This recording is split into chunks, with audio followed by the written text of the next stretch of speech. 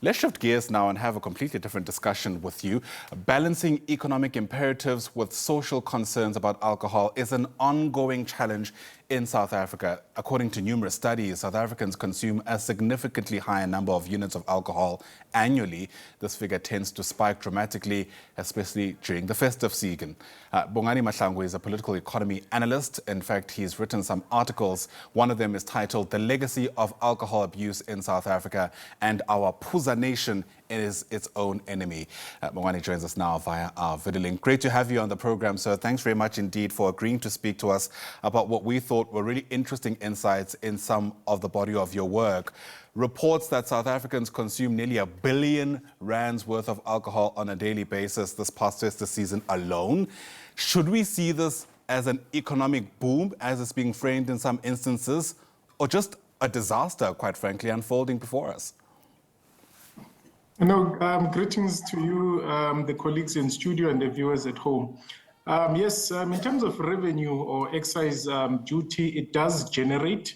And within, I think, the 25th of December till the end of December would have created or generated about R1 billion a day.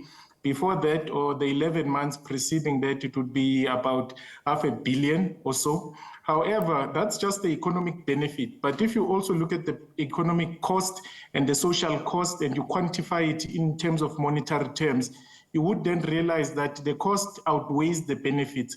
And if you had to break down the cost, I mean, the cost would start, let's say, a simple road accident that results as a consequence of alcohol consumption. You would need police assigned to the scene, paramedics, doctors, nurses. You would need the road accident fund. And that's just the economic cost to the state, economic cost to the family and the individual. And then the social cost in terms of trauma, losing a breadwinner, and what that means socially with regard to your maternal and paternal contributions towards an upbringing of a child and so forth and so on. So if you had to then summate or sum up all those costs, you'd realize that they would cost way more than what we generate in terms of revenue or the economic cost that you would have outlined with the billion a day from the 25th till the end of December. Yeah, and time again, we, I suppose, have discussions around what could be done to try to curb this. Typically, every year, the finance minister will increase what's called the sin tax, which is a tax on things like alcohol, cigarettes, etc., which is hoped will influence consumer behavior. But we're seeing that's not really working. And I wonder what your kind of research suggests the reason to that may be. Remember, the state also has to balance in terms of revenue generation and also trying to curb a social behavior that is found to be unsatisfactory. Meaning you want people to limit consumption, but you're also reliant on the tax revenue generated from consumption.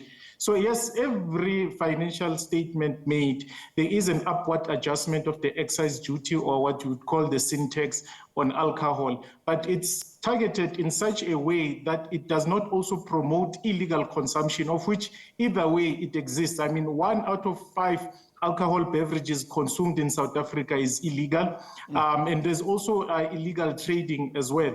So now you have to then balance that out to say you don't want to push and create an illicit market like we're seeing the cigarette market, but you also want to curb. So, but as well, the state is not necessarily doing much in order to curb the behavior, regardless of the revenue generation, because even the people that make the laws consume as well. So we would see that, and we've seen that for the past couple of years, and we'll see it in the years coming as well. If you look at the Treasury and what they've been doing with regards to alcohol tax, there's some work that they've been doing, but there needs to be other things that are done as well. We've seen this with cigarettes, where there was enforcement of bans with regards to advertising, sponsorship, and promotions.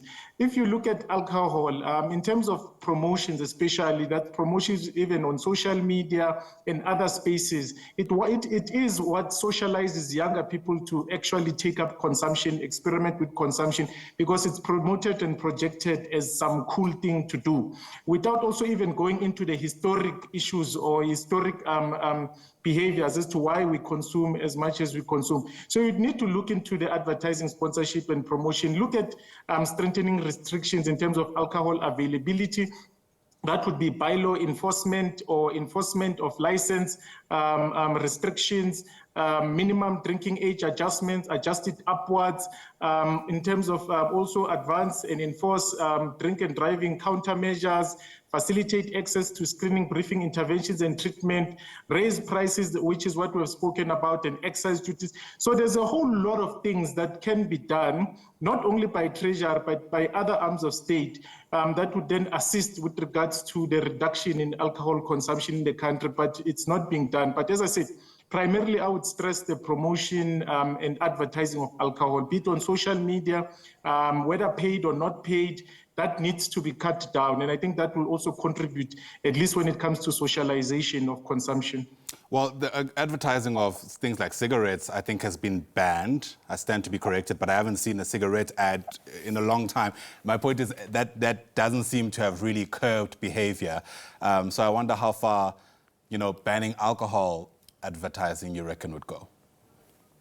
Well, if we look in terms of the cigarettes, advertising as a variable and consumption or behavior, as we would put it, you would find that over time, there has been a negative correlation between those two variables, meaning with the increase in the ban, we have seen a decrease in terms of consumption, at least from the studies that I would have looked at. We can maybe argue significance. Has it been significant? How impactful has it been? But if it's just a binary response of yes or no, yes, there has been impact. But maybe, as I said, the significance. So alcohol as well. As I said, I proposed a whole lot of interventions that need to be made. I have to argue that one intervention will not solve the problem. One intervention we have seen from the state with regards to the upward adjustment of the syntax every single year around February, March, when the budget is presented, that has not been significant. So it has to be complemented by other things as well.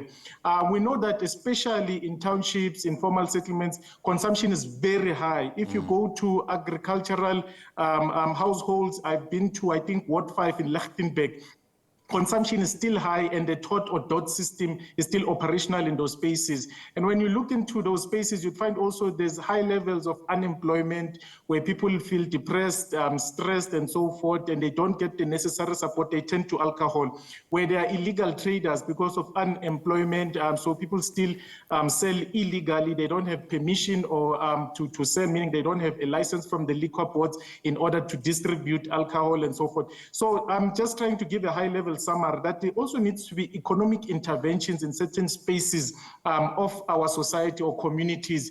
So that could be one of all those interventions that I would have presented, complemented by the reduction in advertising and promotion.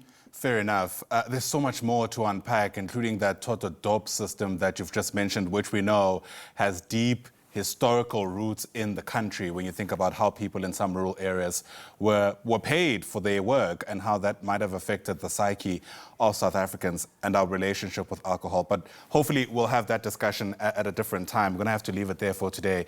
Bongani Mahlangu, really appreciate your speaking to us. Really insightful, I think, work that is being done when we try to take stock of our relationship with alcohol in South Africa. Just so you know, I mean, our global consumption per capita is said to be way higher than the global average. And at some stage, we need to have serious discussions about why that there is. Bongani Mahlangu, a political economy analyst and researcher, once again, thanks very much indeed.